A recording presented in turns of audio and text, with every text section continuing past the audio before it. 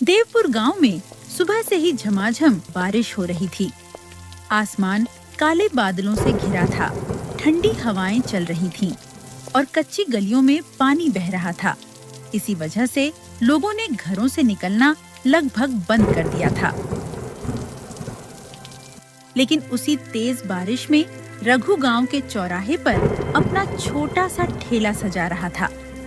उसने भीगते हुए तिरपाल बांधी, चूल्हा जलाया और मिट्टी की हांडी में मसालेदार मटन पकाने लगा। जल्द ही मटन की खुशबू दूर दूर तक फैलने लगी। रघु गरीब था, लेकिन स्वाद और साफ सफाई से कभी समझौता नहीं करता।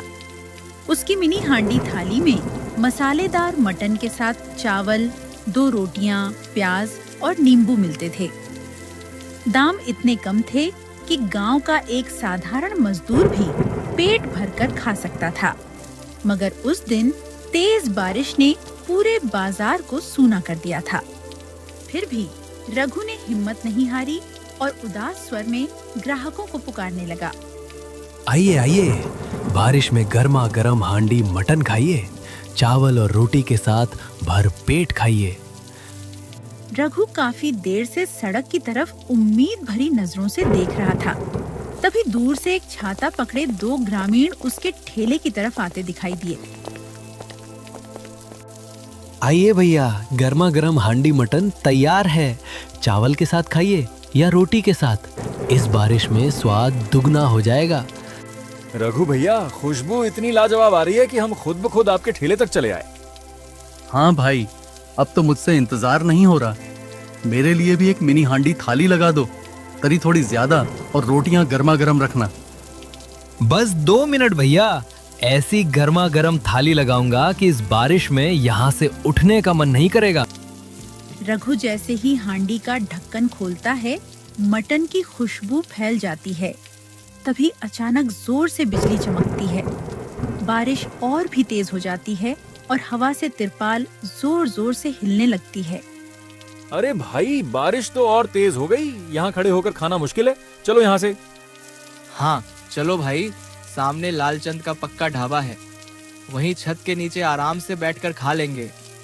अरे भैया रुकिए तो, मैं तिरपाल के नीचे 2 स्टूल लगा देता हूँ, आप आराम से बैठकर खा लेना। लेकिन दोनों ग्राहक रघु की बात अनसुनी करके सामने बने लालचंद के पक्के ढाबे की ओर चले गए। ढाबे के दरवाजे पर खड़ा लालचंद मुस्कुराते हुए रघु को देखता है।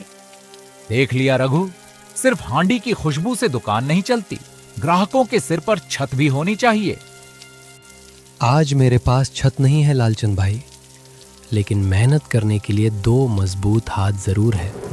देखना, एक दिन मेरा भी वक्त बदलेगा। उन मजबूत हाथों से इस बारिश को रोक सको तो जरूर रोक कर दिखाना रघु। बेचारा रघु कोई जवाब नहीं दे पाया। वह चुपचाप अपने ठेले के पास खड़ा होकर उदास नजरों से सड़क की ओर देखने लगा। कुछ पल पहले उसके चेहरे पर जगी उम्मीद अब धीरे धीरे बुझने लगी थी। समय बीतता गया, बारिश रुक रुक कर होती रही और दूसरे ठेले वाले सामान समेटकर घर लौटने लगे थे। लेकिन शाम तक रघु की एक भी थाली नहीं बिकी थी। अरे रघु भाई, अब तू भी घर चला जा, ऐसे मौसम में ग्राहक नहीं आने वाले। आज का मटन उधार लेकर आया हूँ भाई, सोच रहा हूँ थोड़ी देर और रुक जाऊं, शायद कोई एक ग्राहक ही आ जाए। सामने लालचंद का ढाबा है, ग्राहक आएगा भी तो छत देखकर वहीं चला जाएगा। बेकार में खुद को बीमार मत कर। पूरा चौराहा खाली हो चुका था। रघु भी सामान समेटने ही वाला था कि तभी एक बूढ़ा व्यक्ति टूटा सा छाता लिए थकी हुई चाल में उसके पास आया। बेटा, कुछ खाने को मिल जाएगा? क्यों नहीं काका, आइए तिरपाल के नीचे बैठ जाइए। लेकिन मेरे पास पैसे नहीं हैं। बारिश के कारण आज मजदूरी भी नहीं मिली। पैसे नहीं है तो क्या हुआ काका, आप बैठिए।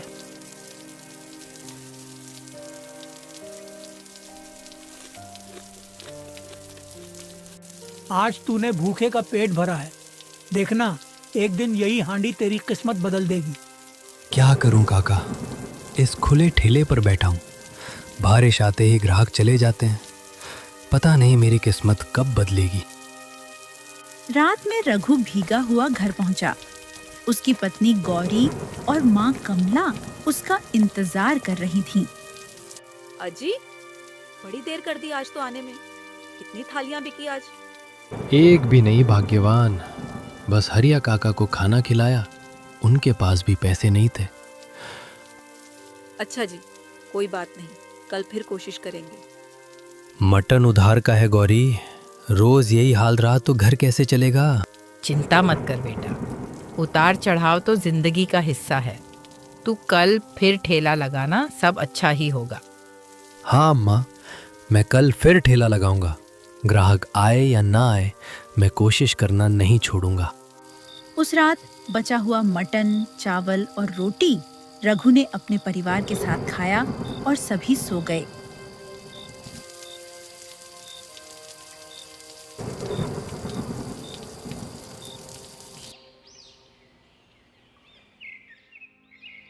अगली सुबह बारिश कुछ हल्की थी। रघु ने फिर चौराहे पर ठेला लगा लिया। वह बार बार सड़क की ओर देखता रहा, लेकिन काफी देर तक कोई ग्राहक नहीं आया। धीरे धीरे दोपहर हो गई।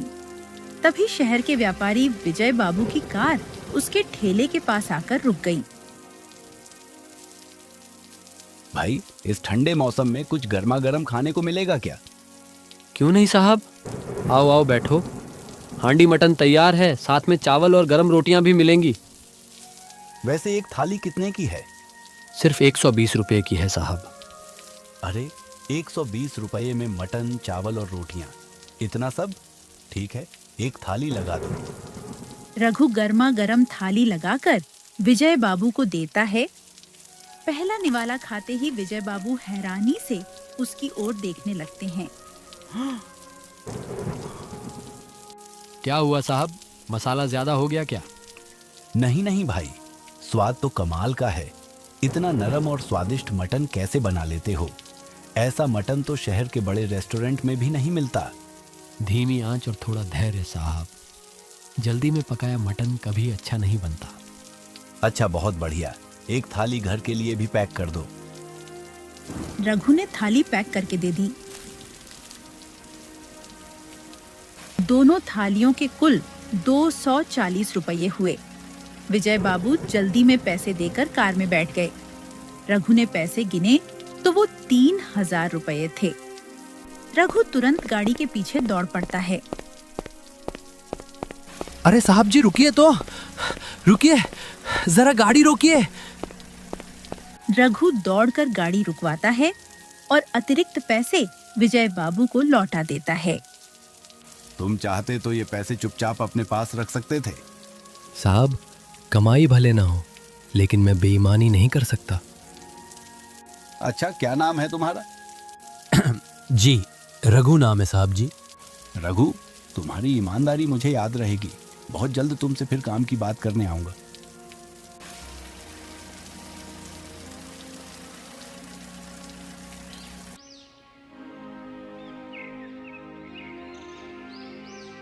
तीन दिन बाद विजय बाबू दोबारा रघु के ठेले पर आए। कल मेरे छोटे भाई की शादी है। शहर का रसोइया बारिश में फंस गया। क्या तुम 100 लोगों के लिए हांडी मटन और चावल बना सकते हो? क्या 100 लोगों के लिए? मैंने इतना बड़ा काम पहले कभी नहीं किया साहब जी। देख रघु, स्वाद तुम्हारे हाथों में है। सामान का खर्च मैं दूंगा।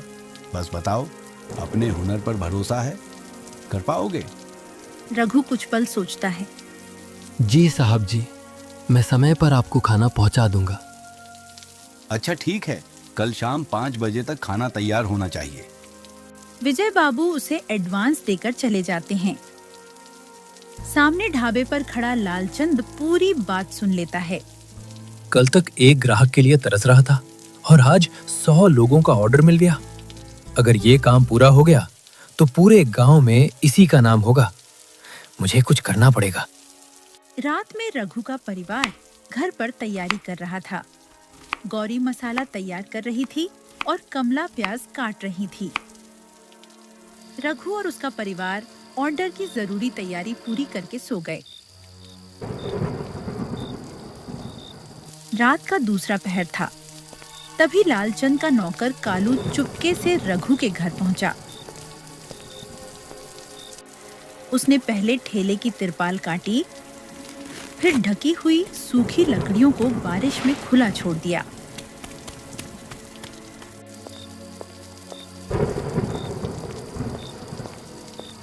काम हो गया मालिक, जैसा आपने कहा था वैसा ही कराया हूँ।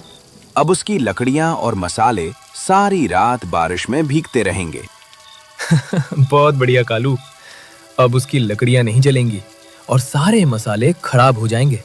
वो ऑर्डर समय पर पूरा नहीं कर पाएगा तो उसकी सारी अकल ठिकाने आ जाएगी।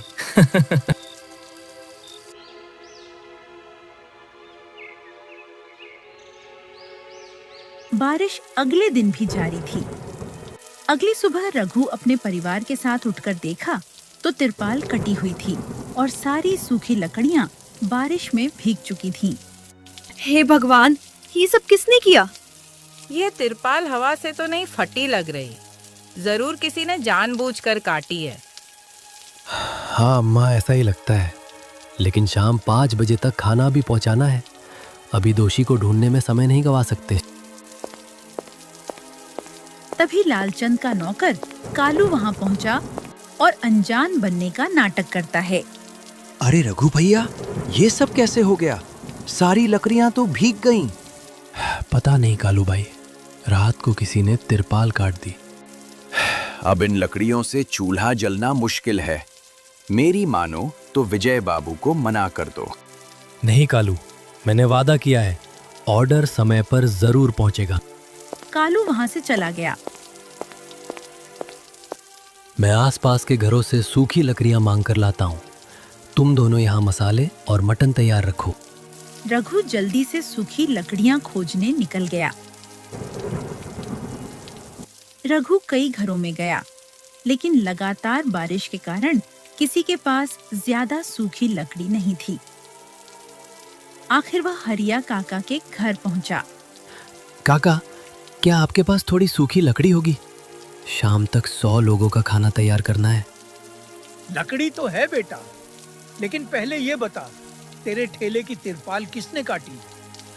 पता नहीं काका, किसी ने रात में लकड़ियां भी बारिश में खुली छोड़ दी। अच्छा बेटा, अभी ये उपले और सूखी लकड़ियां ले जाओ और अपना ऑर्डर पूरा करो। कल मेरे पास आना, तब तुम्हें रात की एक जरूरी बात बताऊंगा। रघु लकड़ियां लेकर घर वापस पहुंचा। गौरी और कमला ने तब तक प्याज, मसाले और मटन तैयार कर लिया था। लकड़ियां मिल गईं क्या जी? हाँ भाग्यवान, हरिया काका ने दी है। जल्दी चूल्हा जलाओ, हमारे पास समय बहुत कम है। तीनों लगातार काम करते रहे। कुछ देर बाद घर के आंगन में मसालेदार मटन की खुशबू फैलने लगी। आखिरकार मटन, चावल और रोटियां तैयार हो गईं। रघु ने खाना बड़ी हांडियों में भरा और अपने दोस्त की बैलगाड़ी पर रखकर विजय बाबू के घर की ओर चल पड़ा। शाम के 5 बजने में कुछ ही मिनट बाकी थे।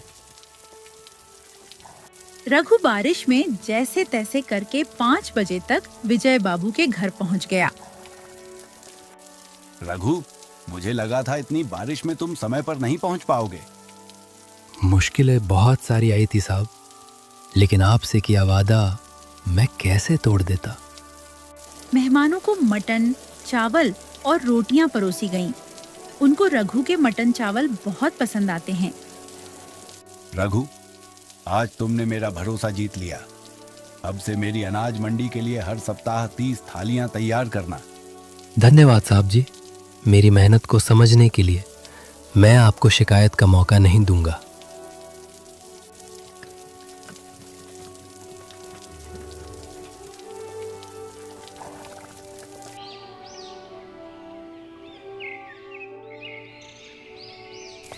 अगली सुबह रघु हरिया काका के घर पहुंचा। काका, आपने कल किसी जरूरी बात का जिक्र किया था। हाँ बेटा, कल रात मैंने कालू को तुम्हारे ठेले की तिरपाल काटते और लकड़ियां बारिश में खुली छोड़ते देखा था। क्या? कालू भला ऐसा क्यों करेगा काका? इसका जवाब तो वही देगा। चलो मुखिया जी के पास चलते हैं। दोनों मुखिया जी के घर जाते हैं। मुखिया जी ने कालू और लालचंद को भी बुलवा लिया। कालू, क्या तुमने रघु की तिरपाल काटी थी? नहीं मुखिया जी, मैंने कुछ नहीं किया। मैं भला क्यों काटूंगा? झूठ क्यों बोल रहे हो? गांव के चौगान में मैंने तुम दोनों को परसों रात बहुत अच्छे से देखा था। हरिया काका की बात सुनकर कालू घबरा जाता है। सच सच बता कालू, वरना सजा और बढ़ जाएगी। मुझे माफ कर दीजिए, तिरपाल मैंने ही काटी थी, लेकिन लालचंद मालिक ने मुझे पैसे देकर भेजा था। नहीं मुखिया जी, यह कलुआ झूठ बोल रहा है। अपनी गलती छिपाने के लिए उल्टा मुझे फंसा रहा है। नहीं मालिक, अब मैं और झूठ नहीं बोलूंगा। आपने ही कहा था कि लकड़ियां भीग जाएंगी तो रघु ऑर्डर पूरा नहीं कर पाएगा। लालचंद, तुमने जलन में रघु का ऑर्डर बिगाड़ने की कोशिश की। अब उसका नुकसान भरोगे। जी मुखिया जी, मुझे माफ कर दीजिए। आगे से ऐसी गलती कभी नहीं होगी। लालचंद का सिर शर्म से झुक जाता है। रघु भाई, मुझे माफ कर दो, मुझसे बहुत बड़ी गलती हो गई। माफ कर दूंगा लालचंद भाई, लेकिन आगे से अपनी दुकान मेहनत से चलाना, किसी दूसरे का नुकसान करके नहीं।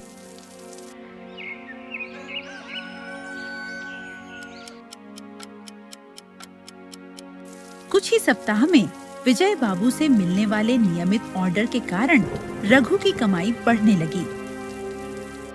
उसने चौराहे पर एक छोटी सी दुकान बनवाई और ग्राहकों के बैठने के लिए 2 बेंच लगवा दी।